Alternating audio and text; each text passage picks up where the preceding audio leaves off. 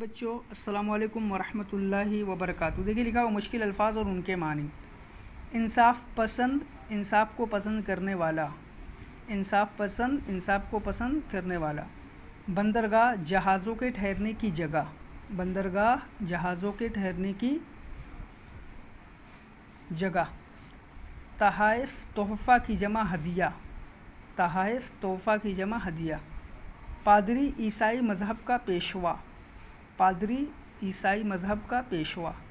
ہمنوا، ساتھی، متفق الرائے، ہمنوا ساتھی، متفق الرائے۔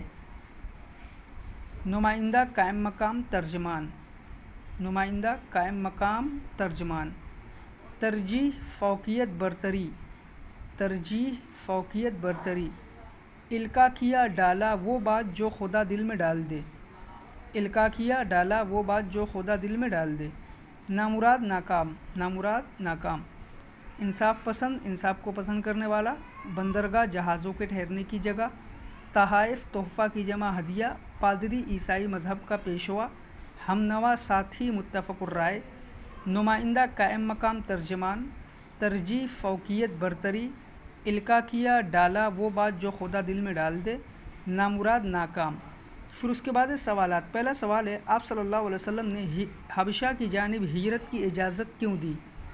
آپ صلی اللہ علیہ وسلم نے حبشہ کی جانب ہجرت کی اجازت کیوں دی؟ اس کا جواب ہے، جب کافروں نے مسلمانوں کو حد سے زیادہ ستایا تو آپ نے مسلمانوں کو ملک حبشہ کی طرف ہجرت کی اجازت دی۔ جب کافروں نے مسلمانوں کو حد سے زیادہ ستایا تو آپ نے مسلمانوں کو ملک حبشہ کی طرف ہجرت کی اجازت دی۔ دوسرا سوال ہے، حبشہ کی جانب پہلا قافلہ کب روانہ ہوا؟ اس میں کتنے لوگ تھے؟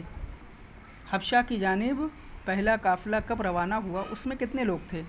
اس کا جواب ہے، رجب سن 5 نبوی میں مسلمانوں کا پہلا قافلہ حبشہ کی طرف روانہ ہوا۔ اس میں 12 مرد اور 4 عورتیں تھیں۔